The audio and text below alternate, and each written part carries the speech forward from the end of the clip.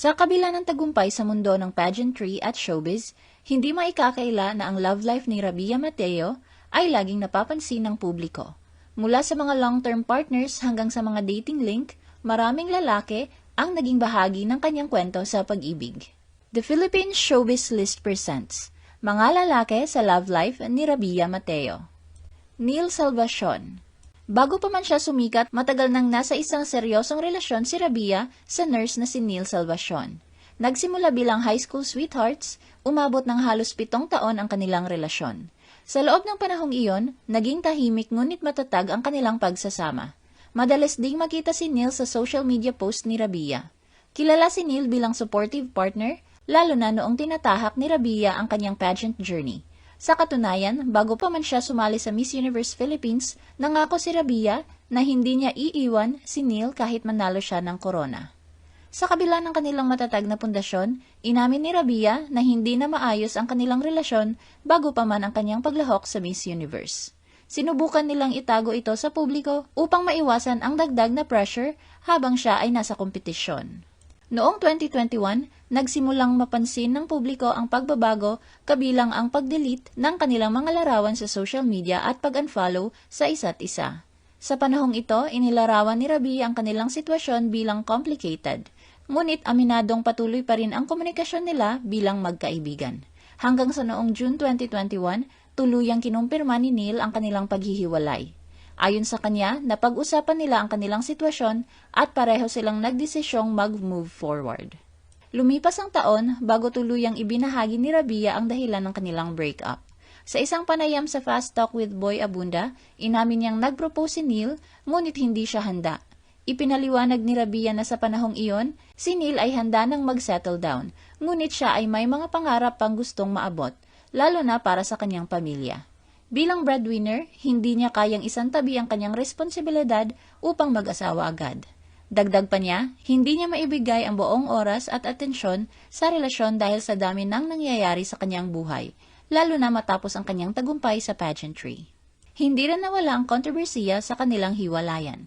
May mga ulat at pahayag kabilang ang umano'y mula sa kapatid ni Neil na nagsasabing tinanggap umano ni Rabia ang proposal at nagsuot pa ng engagement ring bago ang pageant. Bukod dito, naging usap-usapan din ang pahayag ni Neil sa isang audition video kung saan sinabi niyang iniwan siya para sa corona. Sa kabila nito, nilinaw ni Rabia na hindi ang pageant ang dahilan ng kanilang hiwalayan, kundi ang kakulangan niya sa kahandaan sa commitment. Andre Bruette.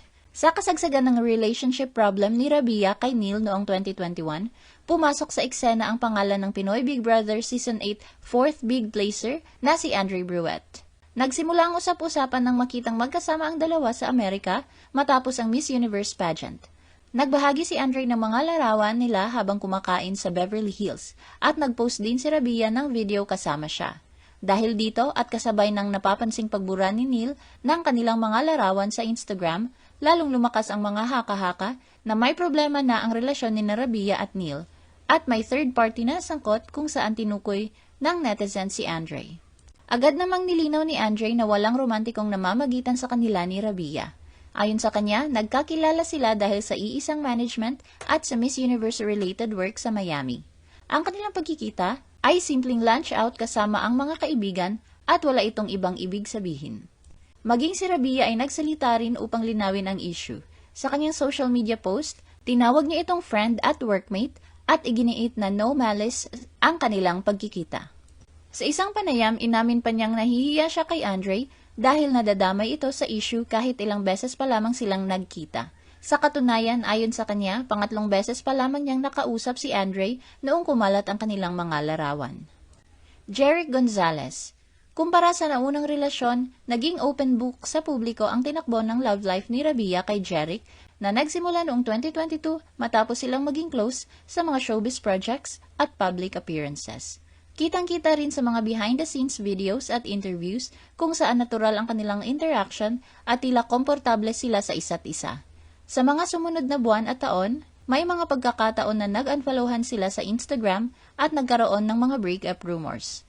May mga panahon din na muling nagbalikan sila at nagpakita ng sweet moments, dahilan para magulo ang public perception sa kanilang status. Sa katunayan, noong 2022, lumitaw ang breakup rumors at temporary split na inilarawan bilang bunga ng misunderstanding at conflicting work priorities. Noong 2024, itinanggi muli ni Rabia ang mga balitang naghiwalay sila ni Jeric. At ipinaliwanag na minsan lang silang nagkagulo at mabilis na napalaki ang issue dahil sila ay public figures. Ngunit noong 2025, muling lumabas ang espekulasyon na naghiwalay na sila. Wala ni isa sa kanila ang nagsalita upang bigyan ito ng linaw. Hanggang sa noong March 2026, sa isang interview, tuluyan nang kinumpirma ni Jeric na break na sila ni Rabia. Ayon sa kanya, sinubukan nilang ipaglaban ang kanilang relasyon, ngunit sa huli, napagkasunduan nila na mas makabubuti para sa kanilang personal growth na maghiwalay dahil kung ipagpapatuloy nila, mas mahihirapan silang pareho. Tyler Mata. Noong kaligitnaan ng 2022, naging usap-usapan ang pagkakaroon ng espesyal na online interaction ni Rabia at ng Filipino-American model at former PBB Lucky 7 house guest na si Tyler Mata. Nagsimula ito nang ibahagi ni Rabia sa kanyang Instagram stories ang isang post na may larawan ni Tyler, kung saan nagsulat siya ng mensahe ng pasasalamat dahil sa pagiging suporta nito sa kanyang lowest na sandali. Agad naman itong nirepost ni Tyler sa kanyang sariling account at sinagot niya ang mensahe ni Rabia ng simpleng pahayag na, "Always got you." Ang sweet exchange na ito ay mas pinalaki pa ng netizens dahil kasabay ito ng mga breakup rumors ni Rabia at Jeric sa panahong iyon. Andre Karakot. Sa kasagsagan ng breakup rumors ni Rabia kay Jeric noong 2025, mula showbiz napunta naman ito sa sports nang maling siya sa basketball player na si Andre. Nagsimula ito matapos makitang kasama ni Rabia sa isang outdoor outing sa Lucban, Quezon si Andre. Sa Instagram story ni Andre, lumabas ang litrato ni Rabia na nakangiti sa ilalim ng payong na may backdrop ng Kamay ni Jesus Healing Church. Agad itong nag-viral sa social media at nag-rekindle ng speculation na baka may higit pa sa pagkakaibigan ang dalawa.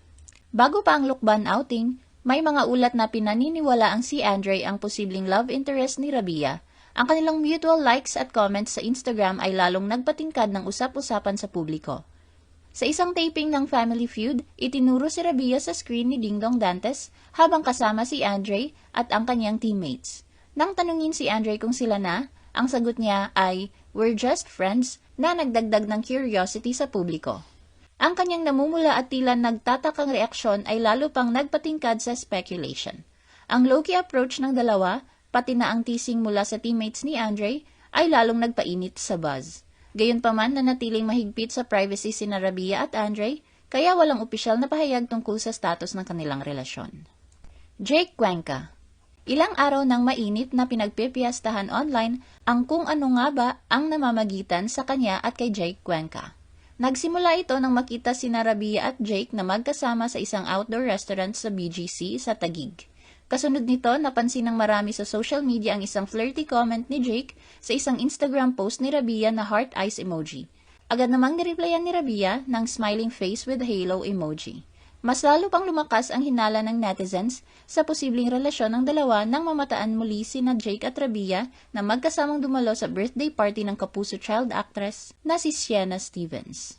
Nang tanungin naman tungkol sa kanyang love life sa panahong iyon, sinabi ni Rabia na siya ay nasa isang happy place at kasalukuyang getting to know someone na hindi pa niya inilalahad ang pangalan at ayaw i-jinx ang anumang posibleng relasyon. Ayon sa kanya, hindi pa ito kailangang i-confirm o ikwento sa publiko dahil pinapahalagahan niya ang proseso at pagkilala muna sa isang tao bago magbigay ng label. Sa isang light remark niya naman, binanggit pa niya na ang masayang lugar na kanyang tinutukoy ay maaari ring BGC. Sa panig naman ni Jake, ipinaliwanag naman niya na hindi siya tipo ng tao na itatago ang taong kasama niya mula sa publiko. Ayon sa kanya, ayaw niya sa energy ng pagtatago sa isang tao, maaari man itong kasintahan o simpleng tao. Aniya, kung siya ay kasama ng isang babae, nararapat lamang na ipagmalaki siya at ituring ng maayos. Anuman ang estado ng relasyon, dating stage man o opisyal na partner.